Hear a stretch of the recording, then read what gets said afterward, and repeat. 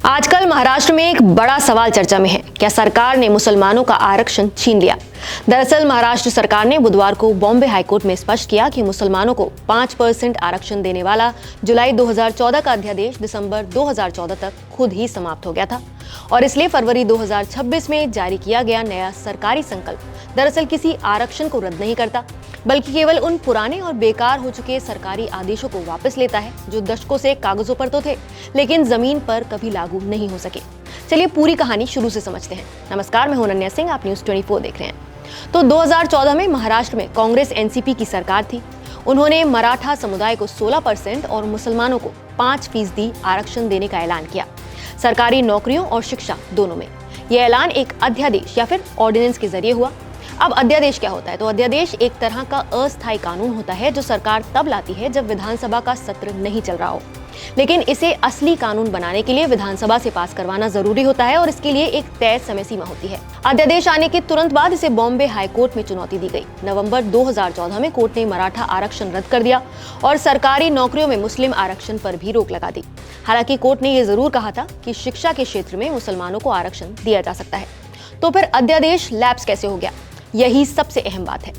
23 दिसंबर 2014 की आखिरी तारीख तक यह अध्यादेश महाराष्ट्र विधानसभा में पेश ही नहीं हुआ।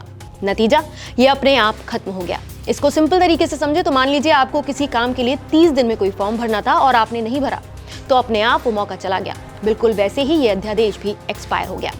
इसके बाद सुप्रीम कोर्ट में भी एक याचिका पर सुनवाई करते हुए इस आरक्षण को प्रभावी रूप से खारिज कर दिया गया। तो फिर फरवरी 2026 में क्या हुआ?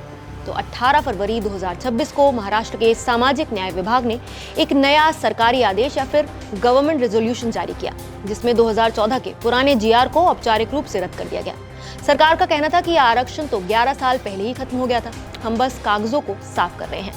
इस नए जीआर के बाद अब SBCA यानी स्पेशल बैकवर्ड कैटेगरी ए के तहत कोई नया जाति प्रमाण पत्र नहीं बनेगा और ना ही किसी कॉलेज में इस 5% कोटे से एडमिशन मिलेगा। महाराष्ट्र सरकार ने बुधवार को बॉम्बे हाईकोर्ट को बताया कि फरवरी 2026 का जीआर दरअसल कोई स्क्रैपिंग नहीं है।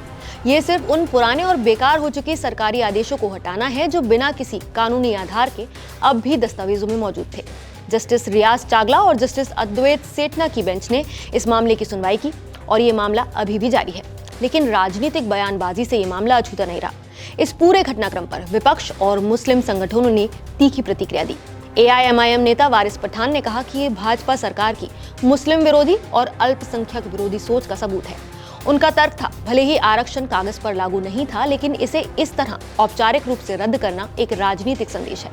वहीं दूसरी तरफ सामाजिक न्याय मंत्री संजय शिरसाट ने सफाई दी कि आरक्षण सिर्फ ऐलान करने से नहीं मिलता, इसके लिए एक पूरी कानूनी प्रक्रिया जरूरी होती है और 2014 में कांग्रेस सरकार ने चुनाव से पहले बिना तैयारी के ये घोषणा कर दी थी। कानूनी नजरिए से देखें तो मुस्लिमों का 5% आरक्षण 2014 के बाद ही प्रभावी रूप में मौजूद नहीं था, इसलिए 2026 का आदेश तकनीकी रूप से कोई नया अधिकार छीनने जैसा तो नहीं दिखता। लेकिन राजनीतिक नजरिए से देखें तो विपक्ष इसे एक प्रतीकात्मक कदम मान रहा है जो कि मुस्लिम समुदाय को संदेश देने के लिए इस्तेमाल हो सकता है।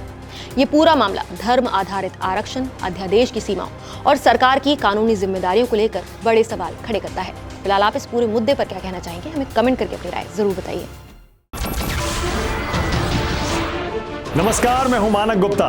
अगर आपको हमारा ये वीडियो पसंद आया हो तो इसे लाइक और शेयर जरूर करें और हाँ, हमें सब्सक्राइब और फॉलो करना ना भूलें ताकि आप देश और दुनिया की कोई खबर मिस ना करें। तो जुड़े रहिए हमारे साथ और देखते रहिए न्यूज़ 24।